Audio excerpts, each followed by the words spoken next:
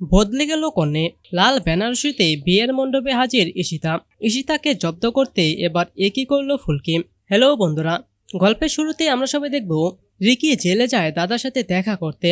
রুদ্রর সাথে দেখা হওয়ার পরে রিকি সবটা জানায় ঈশিতাকে, কিভাবে তার বাড়ি থেকে বের করে দিয়েছে, কিভাবে রায়চৌধুরীর বাড়িতে আবারও আনন্দ উৎসব শুরু হয়েছে, তমালের বিয়ে হচ্ছে ঝিনুকের সাথে। সবটা শুনে কিছুতেই আর শান্ত থাকতে পারে না রুদ্র।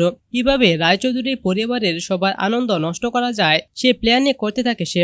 তারপর রিকি গিয়ে সে প্ল্যান ঈশিতাকে জানায়। রিকি ঈশিতার হাতে লাল বেনারসি এবং উড়না দিয়ে বলে রুদ্র এখনো লড়াইয়ের জন্য বুদ্ধি দিয়ে যাচ্ছে ঈশিতাকে, কিভাবে তমালের বিয়েটা আটকানো যায় এবং রায়চৌধুরীর পরিবারের আনন্দ নষ্ট করা যায় সে প্ল্যান বলে দেয় রিকি। রুদ্র জানিয়েছে ঈশিতাকে বউ সেজে তমালের বিয়ের দিন উপস্থিত থাকতে হবে এবং সেখানেই রুদ্রর প্ল্যান মতো হবে সব কাজ। আর ঈশিতাই রুদ্রর কথা মেনে পৌঁছে যায় ঝিনুক এবং তমালের বিয়েতে লাল রঙের বেনারসি পরে। এবার দেখার অপেক্ষা আবার কোন বিপদ আসতে চলেছে রায়চৌধুরী পরিবারের উপর। তবে এদিকে আমাদের ফুলকিও কোনো কিছুতে কম না।